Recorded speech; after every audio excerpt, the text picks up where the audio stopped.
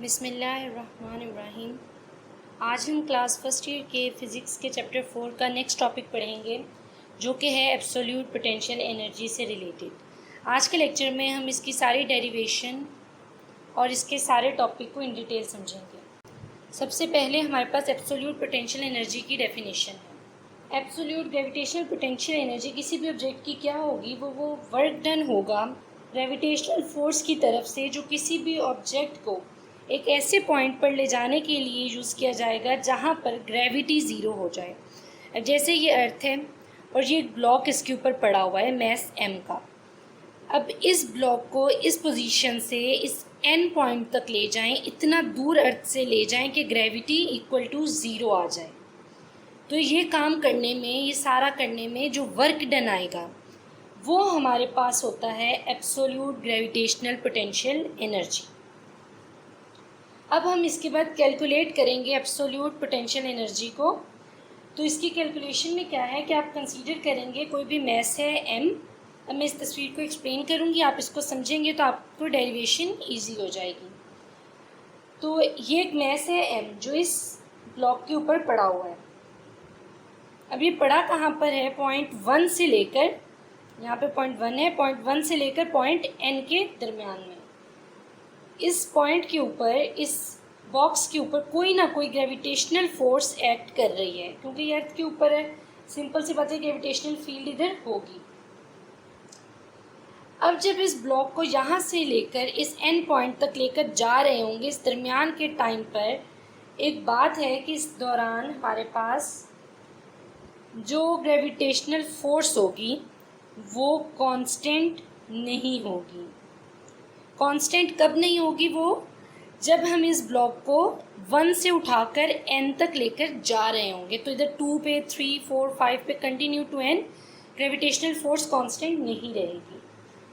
अगली इम्पॉर्टेंट बात क्या है, जैसे कि हमारे पास जो ग्रेविटेशनल फोर्स आएगी वो इन्वर्स रिलेशन में होती है रेडियस के स्क्वायर के। अगर हमारे पास फोर्स एवरेज है और रेडियस एवरेज है, रेडियस का स्क्वायर है और f हमारे पास उसके साथ इन्वर्स रिलेशन में होगा।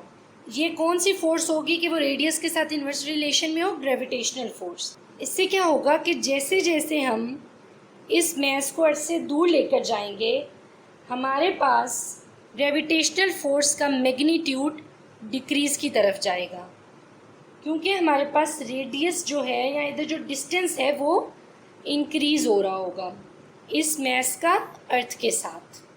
तो उस वजह से हमारी ग्रेविटेशनल फोर्स का मैग्नीट्यूड जो है वो डिक्रीज़ की तरफ जाएगा। अब उन्होंने ये कहा है कि अब हमने क्या निकालना है? Absolute potential energy. जो हमने कहा कि वर्क डन है हमारे पास। वर्क डन किस तरह से है कि ये एक ऐसा वर्क डन है जो ग्रेविटेशनल फोर्स ने इस मैस के साथ किया है।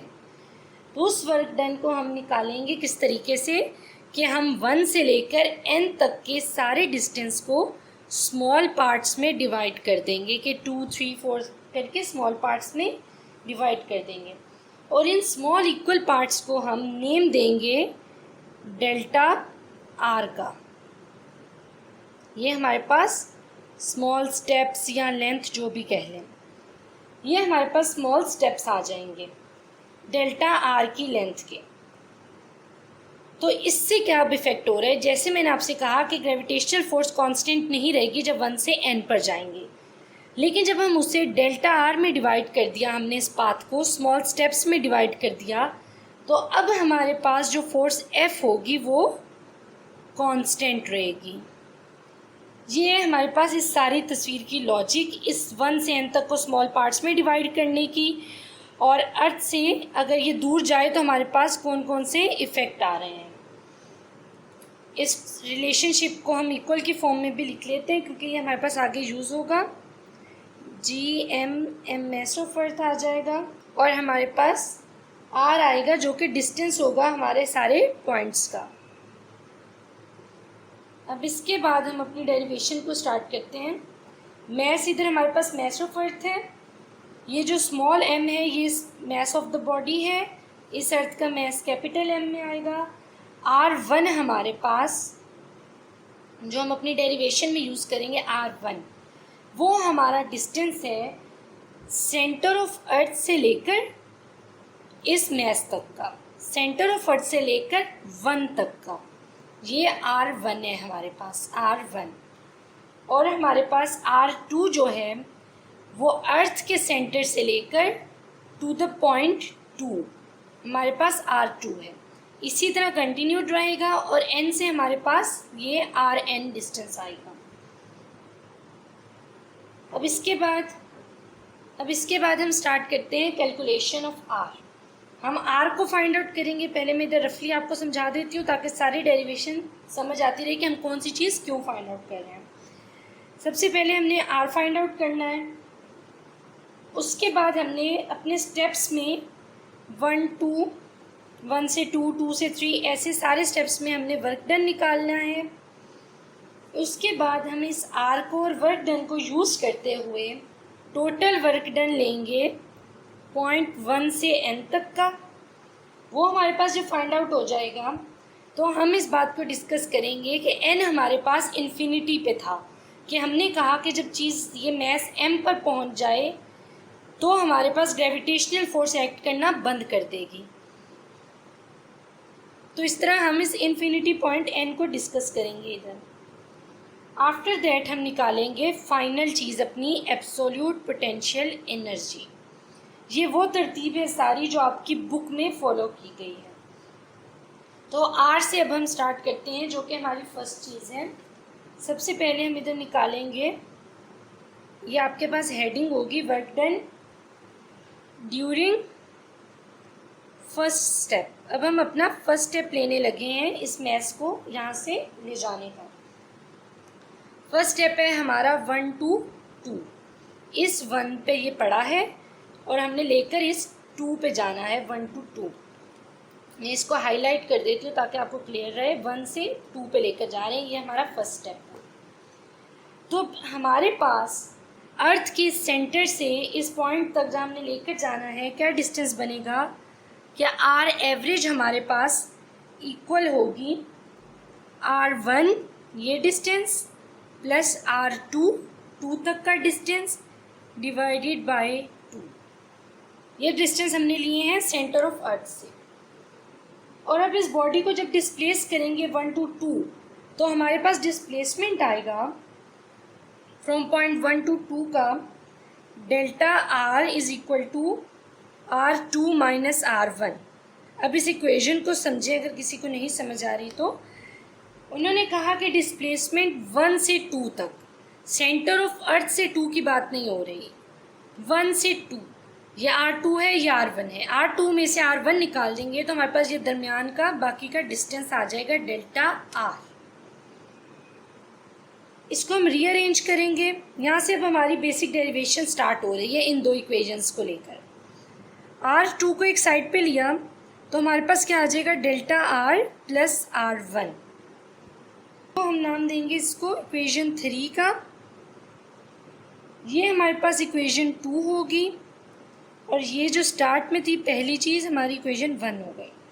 अब आपने इस इक्वेशन 3 को इक्वेशन 1 में पुट करना है। ये हमारे पास है R2। R2 को हम पुट करेंगे R2 की जगह पर, तो हमारे पास आ जाएगा R average is equal to R1 और इधर हमारे पास है R2, उसकी वैल्यू पुट कर देंगे डेल्टा R प्लस R1। ये हमारे पास प्लस का साइन है दरम्यान में, R1 plus delta R plus R1 divided by 2। R average is equal to 2 R1 हो गए तो 2 R1 plus delta R is equal to 2 divided by 2। दोनों तरफ अब सिंपल मैथ स्टार्ट हो रही है डेरिवेशन की, कि 2 R1 by 2 plus delta R by 2। 2 से सिंप्लीफाई हो जाएगा R1 plus delta R by 2 और ये इक्वल है हमारे पास R एवरेज के। अगर हम दोनों साइड्स को स्क्वायर कर दें, दोनों साइड्स पर स्क्वायर ले लें, तो हम आसानी अपनी ग्रेविटेशनल फोर्स तक रीच करने को एक इक्वेशन बना पाएंगे। इसलिए हमने इधर स्क्वायर ले लिया, ताकि हमने जैसे अभी पिछले पेज पर मैंने आपसे कहा कि ये हमारी इक्वेशन है जो हमने ली, जहाँ से हमने अपना रिलेशन लेकर स्टार्ट की लॉजिक, वहाँ पर ये आर एवरेज है, इसको हम फाइंड आउट कर रहे हैं। तो ये आर एवरेज स्क्वायर, दोनों साइड्स पे स्क्वायर ले लिया, तो अब हमारे पास इक्वेशन बन जाएगी R average square is equal to R1 का square plus delta R square by 4 plus 2R1 delta R by 2, a square plus b square plus 2AB। R average square is equal to, अब इसमें हम क्या calculate कर रहे हैं, ये 2 है, यहाँ पे 2 है, इसको सिंप्लीफाई करके लिख रहे हैं, plus delta R square divided by 4 plus R1 delta are. अब हमें ये बात इस डायग्राम से समझ में आएगी, आपने इस डायग्राम को अपने सामने रखना है, तभी आपको बात सारी क्लियर होगी। इसमें हमने कहा था डेल्टा आर हमारे पास स्मॉल स्टेप्स होंगे, ठीक है, तो इसका मतलब ये स्मॉल स्टेप एक बिग स्टेप से छोटा है, R1 R2 इन सब से ये स्मॉल स्टेप छोटा आएगा। ये ऑफ कोर्स वैसे भी डिफरेंस में देगा हमें वैल्यू, हमने जैसे कहा कि R2 माइनस R1, तो ये डेल्टा आर हमारे पास R1 से छोटा है, डेल्टा आर का स्क्वायर बहुत छोटा है R1 के स्क्वायर से, इस R1 के स्क्वायर से बहुत छोटा है, इतना छोटा है कि हम कहेंगे कि डेल्टा आर स्क्वायर बहुत छोटा है R1 के स्क्वायर से, इसलिए हम डेल्टा आर के होल स्क्वायर को निगलेक्ट कर रहे हैं इधर। तो उसके बाद हमारे पास इक्वेशन बन जाएगी R average square is equal to R1 square plus R1 delta are.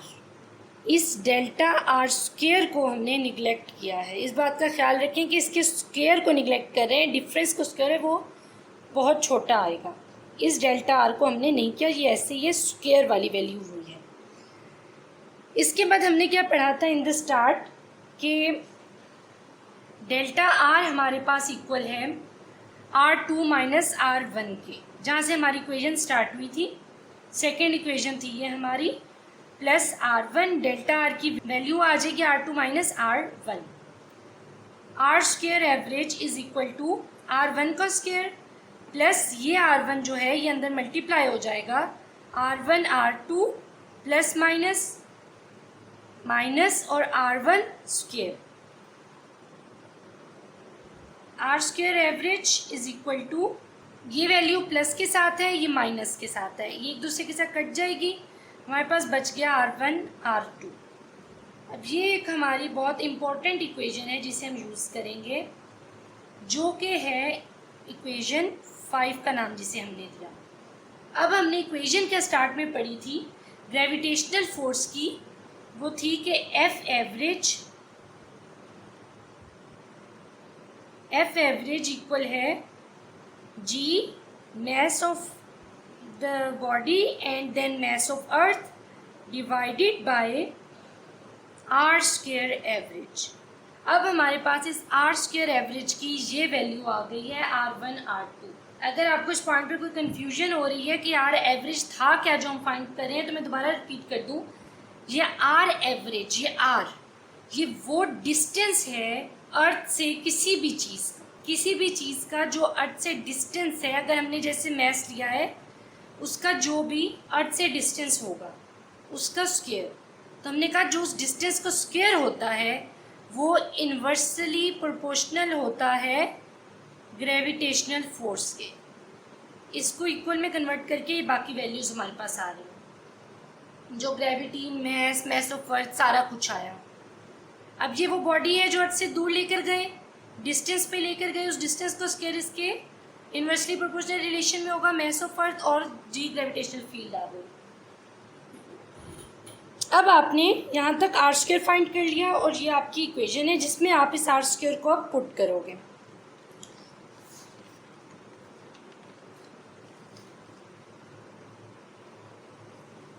तो जी इक्वेशन है हमारे पास F average is equal to G M mass of earth divided by R square A B.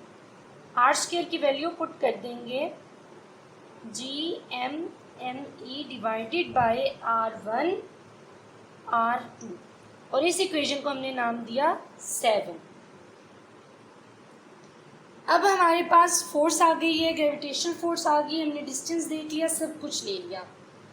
तो अब हम अपना वर्क डन फर्स्ट स्टेप का निकाल सकते हैं जो हमने 1 to 2 लिया था। ठीक है, अब हम वो फाइंड आउट करेंगे। तो work done from 1 to 2 is F force dot delta R। F हमारे पास अब क्या है, इस इक्वेशन को आपने याद रखना है, ये एक तरह की आपकी मेन इक्वेशन है। इसमें आप वैल्यूज पुट करोगे। वर्क 1 to 2 ये आपकी ये फोर्स की वैल्यू है,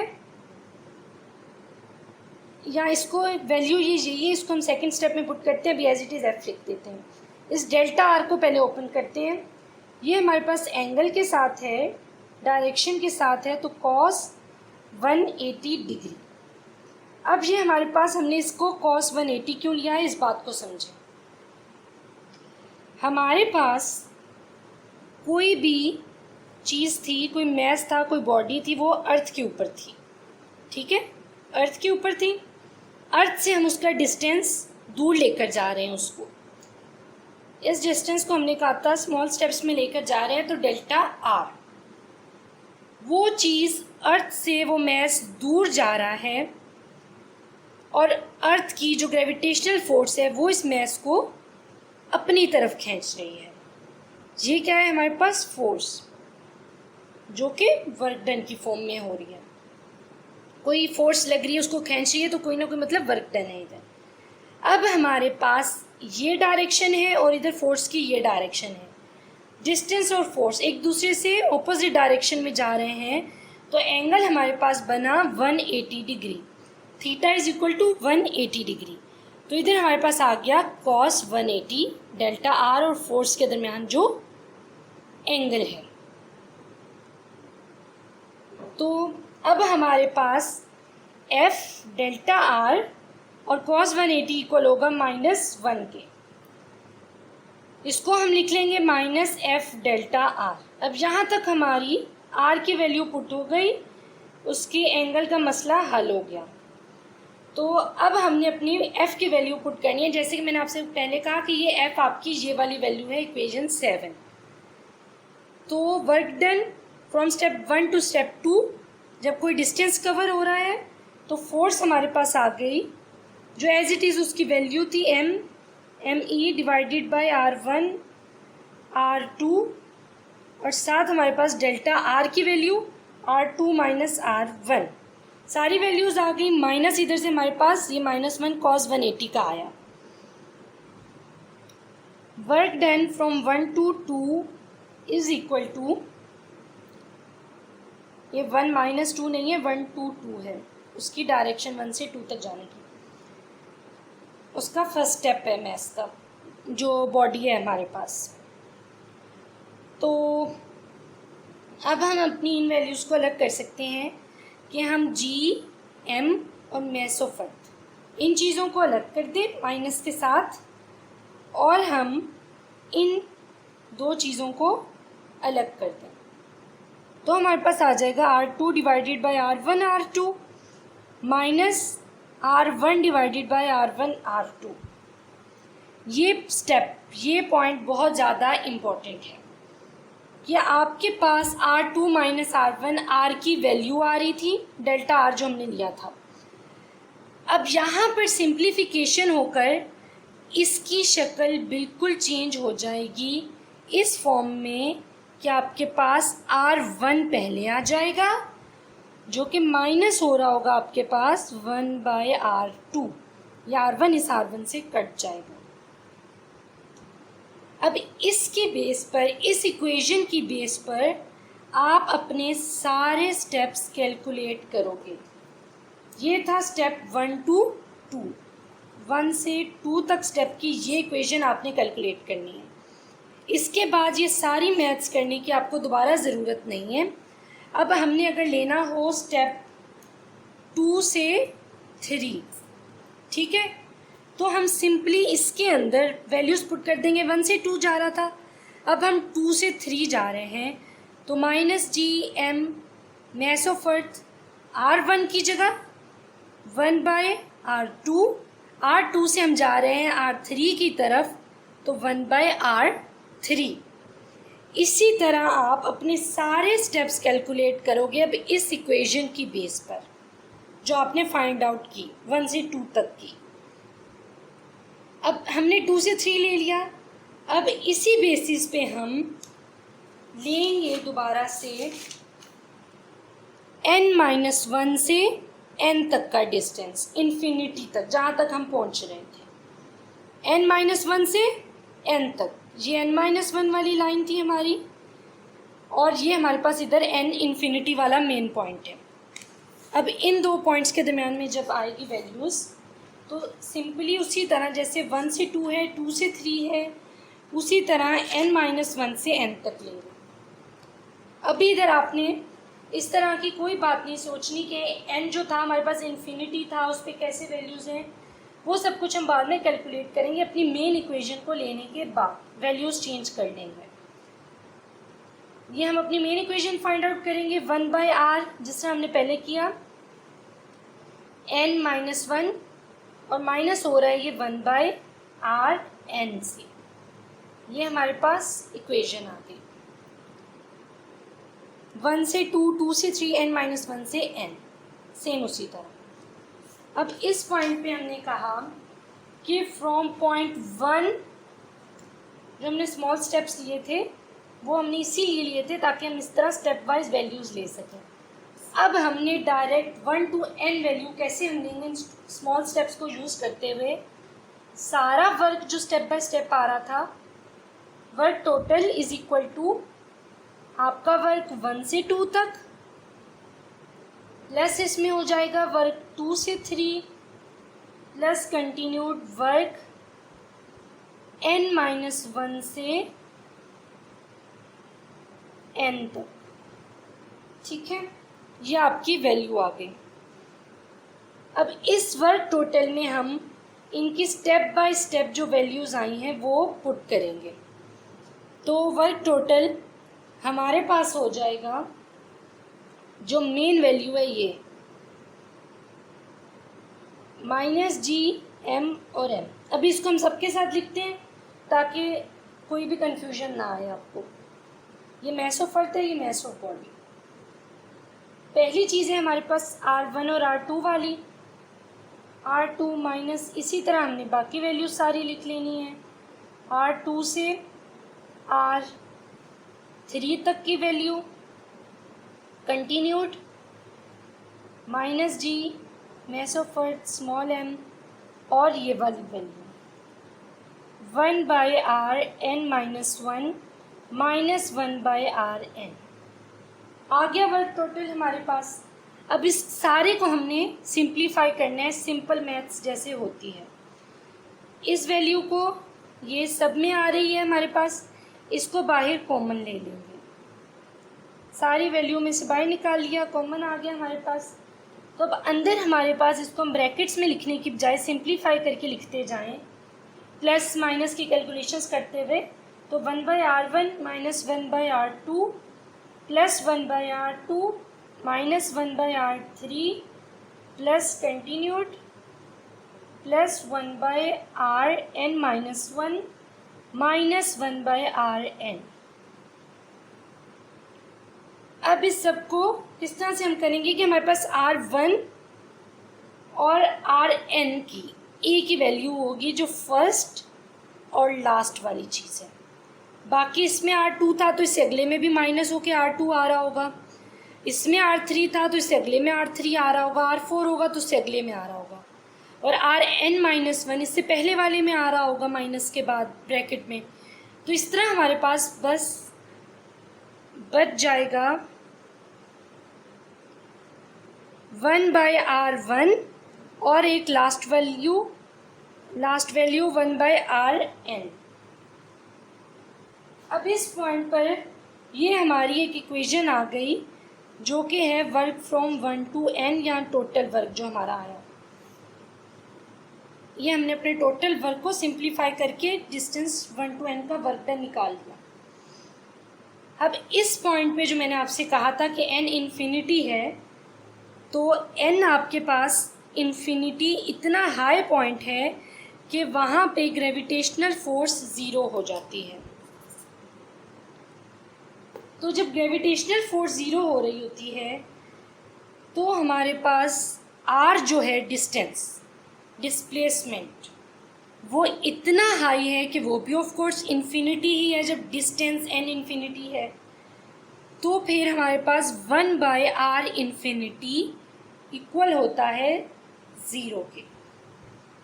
अब ये हमारे पास वर्क डन है क्या, डेल्टा, ये सारा हमारे पास वर्क डन है फ्रॉम 1 to n। तो अब हमारे पास 1 to n है ये सारी वैल्यू। अब हम क्या कर रहे हैं, इस n को इन्फिनिटी कहा, इन्फिनिटी कह दिया,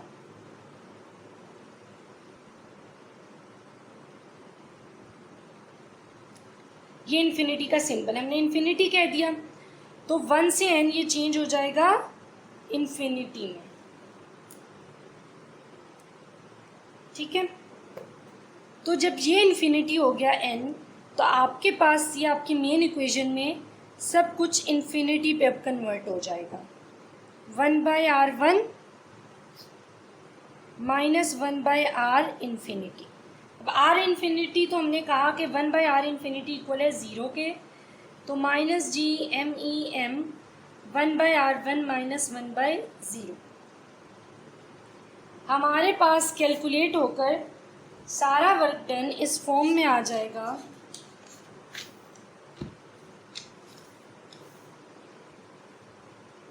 डेल्टा W 1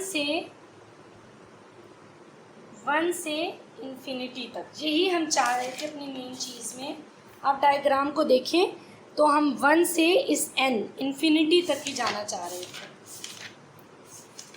तो अब जब हम इस इन्फिनिटी तक पहुंच गए हैं तो हमारे वर्क डन की फॉर्म हो जाएगी minus G M E divided by r1। 1/0 0 ही होगा, वो 0 उधर फाइंड आउट हो जाएगा। अब आपके पास ये क्या चीज़ है, ये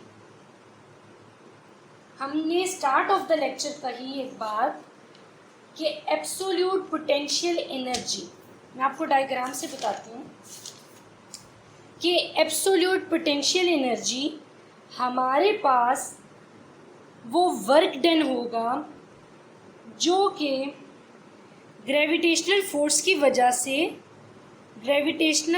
की वजह से हमारे पास आ रहा होगा वर्क डन इस मैस को इन्फिनिटी तक ले जाने के लिए, जहाँ पर हमारे पास gravitational force of gravity equal to 0 हो जाए, ये पॉइंट। अब दोबारा मेरी बात सुने, एब्सोल्यूट पोटेंशियल एनर्जी हमारे पास वो वर्क डन है बिकॉज ऑफ ग्रेविटेशनल फोर्स, वो वर्क डन है जो किसी भी चीज़ को जो अर्थ के ऊपर मौजूद है उसे इन्फिनिटी तक ले जाने के लिए जो वर्क डन किया गया ग्रेविटी की वजह से, वो एब्सोल्यूट पोटेंशियल एनर्जी है। अब आपकी बुक में लिखा है जहाँ पे फोर्स ऑफ ग्रेविटी 0 हो, उसका क्या मतलब है, जैसे अभी हमने कहा infinity n, force of gravity 0, 1/r infinity n.0, क्या 0 है, ग्रेविटेशनल फोर्स। अब ये डायग्राम को देखते हुए मैंने आपसे कहा कि वो वर्क डन, वो क्या है, एब्सोल्यूट पोटेंशियल एनर्जी। तो अब ये आपने क्या फाइंड आउट किया है, ये आपने फाइंड आउट कर लिया है एब्सोल्यूट पोटेंशियल एनर्जी। ये आपके पास एब्सोल्यूट पोटेंशियल एनर्जी की इक्वेशन आ गई है। अब इसको आप इस फॉर्म में लिख सकते हो कि एब्सोल्यूट पोटेंशियल एनर्जी इक्वल है आपके पास माइनस जी एम, देखो ये ग्रेविटी, मैस ऑफ अर्थ, ये जी हमारे पास एज इट इज़ शुरू से ऐसे ही चला आ रहा है। उसके बाद ये आर रेडियस ऑफ अर्थ, इससे आउट किया चीज़ को, बहुत दूर चली गई, ग्रेविटेशनल फोर्स 0 हो गए। ये क्या है हमारे पास, रेडियस ऑफ अर्थ है। तो इसको हम इसी फॉर्म में अगर लिखें तो -gm मास ऑफ अर्थ और 1/r1 - 1/rn, ये हमारे पास ये जो हमारी इक्वेशन थी। अब हमने क्या कहा था, 1 to n, तो ये वाली equation 1 to n direct total करके वो इक्वेशन दोबारा लिखिए। ये इक्वेशन आपकी बुक में यहाँ तक आप इसको डन कर लें, आपका टॉपिक यहाँ तक क्लियर है। अब इसमें जो पॉइंट्स हैं वो मैं आपको बाद में बताती हूँ। इसके बाद उन्होंने एक छोटा सी दोबारा से डिस्क्रिप्शन जो दी है वो क्या दी है आपकी बुक में, कुछ चीज़ें उन्होंने हाईलाइट की हैं कि आर एन इन्फिनिटी पे था, 1/rn का मतलब होता है 1/∞ = 0 आना था। इस हिसाब से उन्होंने दोबारा इसमें वैल्यू पुट की है, सब कुछ फाइंड आउट किया है, सेम इस इक्वेशन पे आके दोबारा से रुक गए हैं। उसको उन्होंने कह दिया कि वर्क टोटल इक्वल है -gm mass of earth divided by r1। अब इसके बाद इस वर्क टोटल को जब हम एब्सोल्यूट पोटेंशियल एनर्जी के लफ्ज़ इस्तेमाल कर रहे हैं तो इसको हम इस तरीके से लिख देंगे, पोटेंशियल एनर्जी को जैसे यू से रिप्रेजेंट करते हैं। तो ये हमारे पास अब फॉर्मूला आ गया एब्सोल्यूट पोटेंशियल एनर्जी का। ये बॉडी का मास है, मास ऑफ अर्थ, बॉडी का मास, ये capital M mass of earth. अच्छा जी, अब इसको हमें जब हमने टोटल लिया है तो फिर अब हम इसे R1 कहने की भी ज़रूरत नहीं रही, बस R है, टोटल बात हो रही है, पता है 1 to n तक बात है। तो इस तरीके से आप अपनी इक्वेशन को फिर कर देंगे। ये आपके पास एब्सोल्यूट ग्रेविटेशनल पोटेंशियल बॉडी की, जो मैं छोटा सा लिया था, उस बॉडी की डिस्टेंस r पे from the centre of earth आ गई चीज़। अब इसके बाद हमारे पास इसके एब्सोल्यूट पोटेंशियल एनर्जी के मज़ीद क्या रिलेशनशिप है। अगर आपसे कहा जाए कि ये जो मास है, ये मास बॉडी जो है ये सरफेस ऑफ अर्थ के ऊपर है, सरफेस ऑफ अर्थ के ऊपर पड़ी है, अभी वो डिस्टेंस 1 to n वाली बात नहीं है, सिर्फ सरफेस ऑफ अर्थ पे पड़ी है, तो फिर आप अपनी इस ग्रेविटेशनल पोटेंशियल एनर्जी की इक्वेशन को, एब्सोल्यूट पोटेंशियल एनर्जी की इक्वेशन को UG लिखेंगे, क्योंकि इधर तो ग्रेविटी है, उधर नहीं थी क्योंकि वो इन्फिनिटी पे n पे चला गया था। तो इधर ग्रेविटी है तो आपके पास ये स्मॉल r इक्वल हो जाएगा कैपिटल R के, यानी रेडियस ऑफ अर्थ के, क्योंकि इधर radius of earth he count होगा। और इधर जो आपके पास फिर ये माइनस का साइन होगा, ये माइनस का साइन रिप्रेजेंट कर रहा है, इसको आप देखें कि ये अर्थ है, इसके ऊपर ये मास पड़ा है, ये इस मास को अर्थ अपनी तरफ खींच रही है, ये है माइनस का साइन। अर्थ की gravitational field mass of m body mass के लिए अट्रैक्टिव है, सो माइनस साइन इस रिलेशन को रिप्रेजेंट कर रहा है। अब इसमें यह है कि जब आपके पास कोई भी बॉडी है वो अर्थ के ऊपर पड़ी है, वो इससे अवे की तरफ मूव करेगी, डिस्टेंस इंक्रीज होगा, आपके पास r इंक्रीज होगा तो आपके पास u भी इंक्रीज होगा, ये कम नेगेटिव होता जाएगा, इतना इंक्रीज की तरफ जाएगा कि नेगेटिविटी कम होती जा रही है। अगर ये मास m अर्थ की तरफ फॉल करे, सरफेस ऑफ अर्थ की तरफ फॉल करे, इधर था इधर से नीचे की तरफ फॉल करे, तो क्या होगा, आपके पास r डिस्टेंस डिक्रीज करेगा, ये मास m, ये अर्थ, इस तरफ को ये आ रहा है, तो ये r जो डिस्टेंस है जाहिर बात है ये कम होता जाएगा, r डिक्रीज करेगा, और इसके साथ आपके पास आपकी एब्सोल्यूट पोटेंशियल एनर्जी भी डिक्रीज की तरफ जाएगी। ये था हमारा आज का लेक्चर। आई होप आपको ये टॉपिक क्लियर हुआ होगा। अगर आपकी कोई भी कन्फ्यूजन है तो आप कमेंट सेक्शन में पूछ सकते हैं। इस वीडियो को लाइक करें, कमेंट करें, शेयर करें और चैनल को ज़रूर सब्सक्राइब करें।